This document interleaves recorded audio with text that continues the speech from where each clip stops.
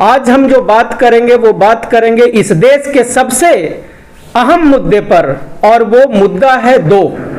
एक मुद्दा है कि दिल्ली में खास करके जब आप देखेंगे तो दिल्ली में एससी कैटेगरी के लोगों को जो आरक्षण का लाभ मिलता है, वो कई लोग उस लाभ से महरूम इसलिए रह जाते हैं क्योंकि दिल्ली के स्टेट लिस्ट में उनके जातियों का नाम ही नहीं होता है। और ये जातियों का जो स्टेट लिस्ट बनाया गया है दिल्ली में, वो आप मान लीजिए कि 1947 का है। तो कहीं ऐसा तो नहीं कि एससी समाज के लोगों को सरकारी संस्थाओं और सरकारी व्यवस्थाओं से दूर रखने की साजिश की जा रही है? ये एक मुद्दा है। जो दूसरा और हमारा समाज का जो बड़ा वर्ग है डायमंड परिवार का, वो है ओबीसी समाज, जिसकी आबादी लगभग 60% के आसपास है दिल्ली और देश में। अब ओबीसी का आरक्षण 1993 में तो दे दिया गया। समझिएगा इस बात की गंभीरता को। ओबीसी को आरक्षण 1993 में दे दिया गया, लेकिन कहा यह गया उस समय में कि अगर आरक्षण का लाभ लेना है तो आरक्षण का सर्टिफिकेट बनाने के लिए आपको 1993 का डोमिसाइल सर्टिफिकेट देना पड़ेगा। कहीं ऐसा तो नहीं कि यह साजिश किया जा रहा है इस देश के ओबीसी समाज के लोगों के साथ? क्योंकि यह बात मैं तब कह पा रहा हूं जब 2019 में आप लोगों को मालूम होगा कि इस देश में रहने वाले 10% आबादी के अमीर लोगों को, मैं फिर से रिपीट कर रहा हूं, अमीर लोगों को जो सामाजिक रूप से, जो राजनीतिक रूप से सशक्त थे, मजबूत थे, उन 10% आबादी वाले लोगों को 10% आरक्षण दे दिया गया। और उसमें कोई डोमिसाइल सर्टिफिकेट का कैटेगरी नहीं बनाया गया, चाहे वो बिहार का कोई भूमियार हो, चाहे साउथ इंडिया का कोई ब्राह्मण हो, चाहे गुजरात का कोई बनिया हो, चाहे उत्तराखंड का कोई राजपूत हो। किसी को दिल्ली सरकार में सरकारी नौकरी ईडब्ल्यूएस कैटेगरी के अंदर लेने के लिए उसको सर्टिफिकेट लगाने की जरूरत नहीं है। फिर ईडब्ल्यूएस कैटेगरी, फिर एसीबीसी, जिसको बोलते हैं कि socially and educationally backward classes जो हैं, उनके लिए ये डोमिसाइल सर्टिफिकेट का व्यवस्था और प्रावधान क्यों किया गया? ये साजिश तो साफ साफ दिखाई देता है। और तब मुझे याद आता है वो बाबा साहब आम्बेडकर के द्वारा बनाया गया जो संविधान है, जिसमें आर्टिकल 14 है। आर्टिकल 14 कहता है इक्वालिटी ऑफ अपॉर्चुनिटी, कहता है ना, इक्वालिटी ऑफ अपॉर्चुनिटी। और फिर इक्वालिटी कहां हो रहा है अपॉर्चुनिटी में? जब एक धड़े को, समाज के एक धड़े को आप आरक्षण देने में कहते हो डोमिसाइल सर्टिफिकेट चाहिए, और जब दूसरा वर्ग जो 75 साल से इस देश की सत्ता में है उसको कहते हो तुमको आरक्षण के सर्टिफिकेट की जरूरत, आवासीय सर्टिफिकेट यानी प्रमाण पत्र की जरूरत नहीं है। इसका मतलब कि यहां बेईमानी की जा रही है और आर्टिकल 14 का उल्लंघन किया जा रहा है। फिर मुझे याद आता है आर्टिकल 19, जिसमें यह कहा जाता है संविधान के आर्टिकल अनुच्छेद 19 में कि कोई भी व्यक्ति इस देश का जो रहने वाला है, जो निवासी है, वो इस देश में कहीं पर भी जाकर के अपना रोजगार रह सकता है, व्यवसाय कर सकता है। और जब हम यानी इस देश के ओबीसी के लोग जब यहां आते हैं और व्यवसाय और नौकरी रोजगार पाना चाहते हैं तो उनको कहते हैं कि 1993 में ढूंढ के लाओ कि तुम्हारे बाबूजी यहां रहते थे या नहीं रहते थे। यह है ना नाइंसाफी, ये सरासर नाइंसाफी है जो दिखता है। और ये किस नाम पे ये व्यवस्था लगाया गया आप लोगों को समझना पड़ेगा। ये इस नाम पे लगाया गया, इसमें कहा गया कि हम लोकल लोगों को एम्प्लॉयमेंट देंगे, इसीलिए बाहरी लोगों को हम दिल्ली में उनका डोमिसाइल सर्टिफिकेट मांगते हैं ताकि हम लोकल लोगों को नौकरी दे सकें। तब आपको एक बात समझाना चाहता हूं, दिल्ली एक ऐसा प्रदेश है जो प्रवासियों का प्रदेश है, आप कह सकते हो प्रवासियों का राज्य है, क्योंकि यहां रहने वाला 90 to 95% जो आबादी है वो दिल्ली का ओरिजिनल नहीं है। और तब मैं आपको समझाता हूं। चलते हैं हम ब्रिटिश के टाइम में। जब ब्रिटिश पीरियड में जाओगे तो दिल्ली पंजाब का एक, पंजाब प्रोविंस का एक डिस्ट्रिक्ट हुआ करता था। और उस समय की जब हम बात करें तो यहां की आबादी 2-3 लाख हुआ करती थी। उसके बाद हम बढ़ते हैं 1911 में, जब ब्रिटिश, उस समय कलकत्ता राजधानी हुआ करता था, ब्रिटिश ने यह कहा कि अब राजधानी कलकत्ता से उठ करके दिल्ली आएगी, तो तब यहाँ की चूंकि अपॉर्चुनिटी बढ़ने लगा। अब ये जो लुटियंस जोन आप लोग देख रहे हो, ये सारा लुटियंस जोन उसी पीरियड में बनाया गया। और वो अब क्या होगा, बिल्डिंग बनने लगी, इंजीनियर की जरूरत होगा, कारीगर की जरूरत होगा, काम करने वाले लोगों को, फिर उन लोगों को सर्विस देने वाले, तो बाहर से लोग अलग अलग स्टेट से जो अपने जिस प्रकार का क्षमता और कैपेबिलिटी रखते थे वो आए अपने क्षमता के अनुसार यहाँ सर्विस देने और यहाँ बस गए। 1911 की बात मैं करता हूं। चलिए अब थोड़ा आगे बढ़ते हैं। बाद में फाइनली 1931 में दिल्ली राजधानी शिफ्ट हो गया था। उस समय आप देखिएगा कि आबादी और बढ़ गई।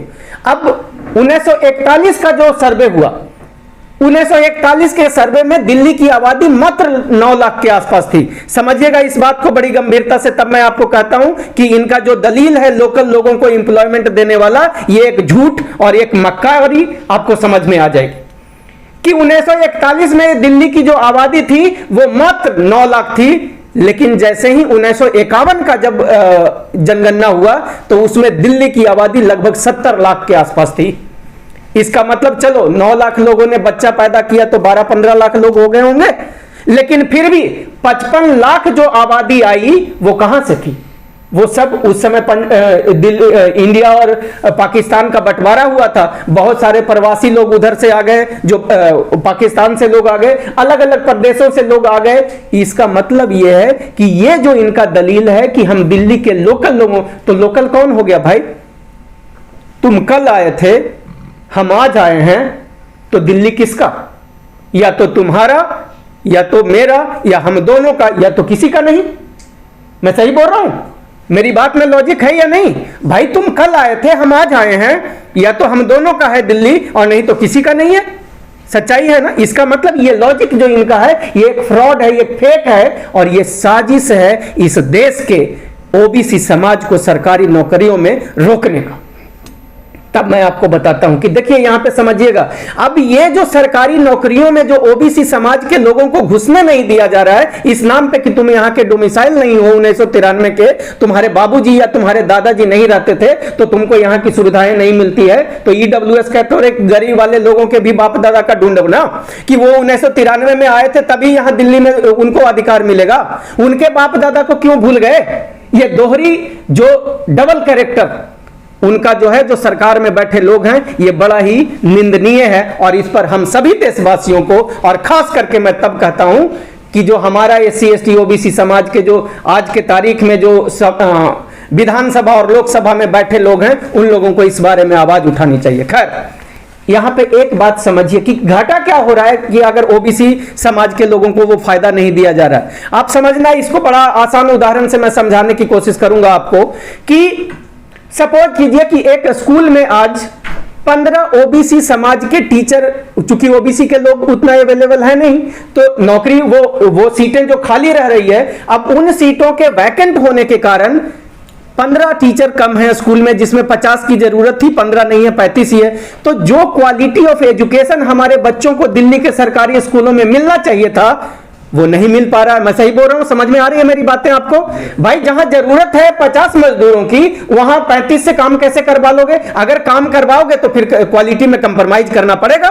इसका मतलब एजुकेशन की क्वालिटी जो मिलना चाहिए मेरे बच्चों को वो नहीं मिल पा रहा। आगे दूसरा उदाहरण समझ लीजिए। मान लीजिए दिल्ली के एमसीडी के एक ऑफिस है, उस ऑफिस में ओबीसी के लोग नहीं है क्योंकि यहां पे उनका आवासीय सर्टिफिकेट नहीं है, इसलिए वो यहां पे नौकरी नहीं कर पा रहे। तो उनको क्या हो रहा है, अब आपने सुना होगा एक कहावत कि अरे सरकारी ऑफिसेस में तो काम करवाने के लिए चक्कर पे चक्कर काटते रहो। वो इसलिए काटते रहो कि ओबीसी और एससी समाज के लोगों को वहां पे उनकी सीटें जो है वो खाली है, और जब सीटें खाली होगी तो लाखों लोग हैं एमसीडी ऑफिस में काम करवाने वाले, वो 50 आदमी जो खाली है उसका काम कौन करेगा? और तभी होता है कि आपको तारीख पे तारीख ऑफिसेस में मिलता है, यानी क्वालिटी ऑफ सर्विस कंप्रोमाइज किया जा रहा है। मतलब सिर्फ समाज को नहीं लॉस हो रहा है, हमारे देश को भी लॉस हो रहा है, और आप जैसे जो हजारों के तादाद में यहां बैठे जो नागरिक हैं उनको भी इस लॉस का घाटा, इसका हानि भुगतना पड़ रहा है। समझ रहे में आ रहा है? दूसरा जो 2 पॉइंट है बड़ी गंभीर है, इससे हमारे समाज को इकोनॉमिक और फाइनेंशियल 2 प्रकार के नुकसान सहना पड़ रहा है। सपोज कीजिए कि एक ओबीसी परिवार का व्यक्ति, मान लीजिए आपका भाई प्रवीण को दिल्ली में नौकरी मिल गया, तो मेरा एक भाई है मनीष, वो कहेगा कि मेरा भाई भतीजा है, बेटा है, बेटी है, प्रवीण जी दिल्ली में तो आप सरकारी नौकरी आप करने लग गए, आपको सरकारी आवास मिल गया, तो उसका लाभ मेरे भी बच्चा बेटा बेटी पढ़ना चाहती है, आप क्यों नहीं इसको भी दिल्ली लेके जाते हो और आप उसको पढ़ाओ। समझ में आ रहा है मेरी बात? तो मैं क्या कहूंगा कि ठीक है मेरा भाई भतीजा है, आ जाओ तुम भी दिल्ली में पढ़ना। अब उसको जो सबसे बड़ा लाभ मिलेगा, एक आदमी को नौकरी मिल जाने से उसको गाइडेंस मिल गया, गाइडेंस मिलने लग गया ना। जब दिल्ली में वो बच्चा आकर के रहने लग गया तो उस बच्चे को सबसे बड़ा जो लाभ मिलेगा वो लाभ ये होगा कि जैसे मैं सरकारी नौकरी ऑफिस में जाऊंगा, कभी उसको भी साथ में लेके जाऊंगा, वो देखेगा कि अंकल तो जिस ऑफिस में काम कर रहे हैं उस ऑफिस में जो आईएएस ऑफिसर है वो देश के लिए इतना इतना काम कर सकता है, देश का विकास इस प्रकार से काम करता है, तो हम भी क्यों ना आईएएस ऑफिसर बन जाए, हम भी क्यों ना डॉक्टर इंजीनियर या जो भी उसके मन में आए वो बनने की बात मत करो, जो भी वो क्यों ना बन जाए। तो उससे क्या हो जाएगा कि उससे हमारे समाज के जो बच्चों का, जब एक व्यक्ति को ओबीसी समाज के व्यक्ति को नौकरी मिलता है तो कम से कम 10 व्यक्ति उसका परिवार जो है उसको लाभ मिलता है, आर्थिक सामाजिक राजनीतिक, इसको सोशल कैपिटल कहते हैं। अगर एक आदमी को फायदा पहुंचा तो ये जो 10 बच्चे मोटिवेशन से हमारे पढ़ के कल आईएएस ऑफिसर बन जाएंगे, वो हमारा सोशल कैपिटल बनेगा। और ये एक चीज हो गई। जो दूसरा हम फाइनेंशियल आपको घाटा की बात कर रहे थे कि दूसरा जो है फाइनेंशियल उसको लॉस मिलेगा, वो फाइनेंशियल लॉस क्या होता है वो समझना बड़ी गंभीरता से। एक व्यक्ति को नौकरी मिली सरकारी और उस व्यक्ति का सैलरी सपोज करो कि 1 लाख रुपया है, यानी 1 साल में अगर मुझे नौकरी वो नहीं मिली मेरे जगह पे तो मेरे परिवार का यानी मेरे समाज का, ओबीसी समाज का लगभग 12 लाख रुपया एक आदमी के कारण उसका आर्थिक हानि या नुकसान हो रहा है। और सपोज करो कि दिल्ली में आज के तारीख में जितनी भी किसी भी ऑफिस में आप चले जाओगे वो सारी सरकारी ऑफिस में लगभग 50 से लेकर के 80% तक ओबीसी समाज की सीटें खाली है। इसका मतलब अरबों रुपया आज के तारीख में इन ब्राह्मणवादी, मनुवादी और जो सवर्ण लोग हैं वो ओबीसी समाज के लोगों का वो फायदा होने से उनको रोका जा रहा है। तो तब मेरे एक बड़े ने समझाया कि ये तो उस प्रकार से है कि बिल्डिंग बनाई गई है कि पैलेस बना दिया तुम्हारे लिए और दरवाजा बंद कर दिया गया, घुसोगे कैसे? आरक्षण तो दे दिया गया, लेकिन आरक्षण दिया गया लेकिन उसके जगह पे हमको एंट्री का जगह ही नहीं दिया गया, तो हम कैसे उसका लाभ ले सकते हैं? तो ये जो मैंने आपको समझाया, एक इकोनॉमिक लॉस और दूसरा फाइनेंशियल लॉस। इकोनॉमिक में मेरा जो परिवार को लाभ मिलने वाला था मेरे नौकरी होने से वो लाभ रुक गया, और दूसरा फाइनेंशियल में जो मॉनेटरी जो पैसा के रूप में हानि हुआ वो हमारा लॉस हुआ। तो आपको मुझे लगता है कि मेरी बातों से इतना तो समझ में आ रहा है कि ये ओबीसी समाज के साथ एक दर्दनाक, एक दुखद और एक बहुत ही निंदनीय ये घटना घट रही है, जो इस देश की जातिवादी और मनुवादी, ब्राह्मणवादी जो सरकारें हैं वो हमारे साथ इस प्रकार की जाति करके हम लोगों को पिछड़ा और बैकवर्ड होने पे मजबूर कर रहा है।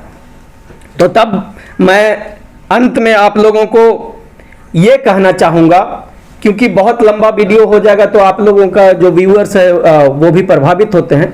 अंत में देखिए, मैं आज के इस प्रोग्राम के माध्यम से जो WTP और ऑल इंडिया डायमंड परिवार और अन्य सभी संगठनों ने मिलकर ऑर्गेनाइज किया है, इस माध्यम से इस देश के सभी निवासियों को मैं निवेदन करूंगा कि आज से इस बात की चर्चा आप अपने पड़ोस में करना शुरू कर देना ताकि लोग जागृत हों, ये सबसे जरूरी है। दूसरा, जो हमारे परिवार के यानी डायमंड परिवार का कोई SC ST OBC माइनॉरिटी का अगर कोई विधायक है, कोई सांसद है, और आज का जो समय है मेरे भाई वो चुनाव का समय है, ये वक्त है, और सभी जब जब आपके घर पे अगर कोई नेता आए, कोई विधायक आए, कोई मंत्री आए, कोई वोट लेने आए, तो उसको कहना कि दिल्ली में जो 1993 का जो ओबीसी का जो पैमाना तुमने एक दरवाजा लगा के रखा है उसको खत्म करो, नहीं तो हम तुमको वोट नहीं देंगे। ये जागृति फैलना बहुत जरूरी है। अगर ऐसा नहीं हुआ तो आने वाले समय में जो हमारा अरबों रुपया का लॉस और हमारा परिवार एक बेहतर जिंदगी जीने से जो उसको रोका जा रहा है, हमारे बच्चों को अच्छे एजुकेशन मिलने से उसको रोका जा रहा है, ये बहुत ज्यादा प्रभावित होगा। और हम कल भी पिछड़े थे, आज भी पिछड़े हैं और आने वाले समय में भी पिछड़े रहेंगे। इसीलिए इस मुद्दे को आप लोग उठाना अपने विधायक और सांसदों के माध्यम से भी। जो ओबीसी कैटेगरी का जो लोग है हमारा, उसमें एक जो बात है वो बहुत एससी समाज का, सॉरी एससी वाला जो मैंने बात कही कि जो मुद्दा मैंने उठाया कि दिल्ली में मैं आपको बताया कि भाई जिस समय पंजाब प्रोविंस का ये डिस्ट्रिक्ट हुआ करता था, बाद में 1857 की क्रांति के बाद ये शहादरा वाला जो इलाका है उसको ऐड किया गया दिल्ली जिला में। और उस समय जो एससी समाज की जातियां दिल्ली में रह रही थी उन्हीं जातियों को स्टेट लिस्ट में रखा गया है। नतीजा ये हो रहा है कि जितना हमारी वैकेंसियां आ रही है, और आज के तारीख में दिल्ली में हजारों वैकेंसियां साल भर में आती है, अब हमारे लोग चूंकि जो बाहर के लोग हैं जिनका नाम उस लिस्ट में नहीं है, वो हमारा, जैसे मैं बिहार से हूं, बिहार में पासवान एक जाति है, वो मेरा ही है, वो एससी समाज का है, वो डायमंड परिवार का जाति है, वो दिल्ली में जब आता है तो वो जनरल कैटेगरी का हो जाता है क्योंकि उस लिस्ट में उसका नाम ही नहीं है। आप समझ रहे हो मेरी बात? अब वो जो आदमी वहां से पिछड़ा हुआ था, वहां से जो दलित है, वहां आर्थिक रूप से मजबूर है, कमजोर है, और सामाजिक रूप से, शैक्षिक रूप से कमजोर है, दिल्ली में आकर के क्या वो ज्ञानी हो गया? क्या वो शिक्षित हो गया? या सामाजिक रूप से उसका अपलिफ्टमेंट हो गया? तो तब आप देखोगे कि एससी समाज के भी सारे डिपार्टमेंट में 50 से 70% सीटें जो है आज दिल्ली में खाली है। यही कारण है उसका। तो मैं जिस प्रकार से दिल्ली में आज तक लगभग 2500 अनऑथराइज कॉलोनियों को रेगुलराइज किया गया, उस प्रकार से भी जरूरत है कि एससी समाज की जो स्टेट लिस्ट में जिन जातियों का नाम है, आज के तारीख में जो जातियां दिल्ली में रह रही हैं, उन जातियों का भी नाम उसमें ऐड किया जाए और इनको जो आरक्षण की जो सुविधा है वो इनको मिलना शुरू हो जाए। और इसके लिए आप लोगों के माध्यम से इस देश के सभी निवासियों से मैं निवेदन करता हूं कि आप लोग, जब चुनाव का समय है, ये वक्त बहुत इंपॉर्टेंट है मेरे दोस्तों, चुनाव का समय है, जब जब आपकी गली में कोई नेता है उसको कहना कि ये तमाशा क्या लगा करके रखे हो, हमको पिछड़ा और कितने साल तक रखने का इरादा है, और अगर इसको खत्म नहीं किए तो हम वोट नहीं देंगे। इन्हीं चंद शब्दों के साथ मैं अपनी वाणी को विराम देता हूं। जय भारत, जय संविधान।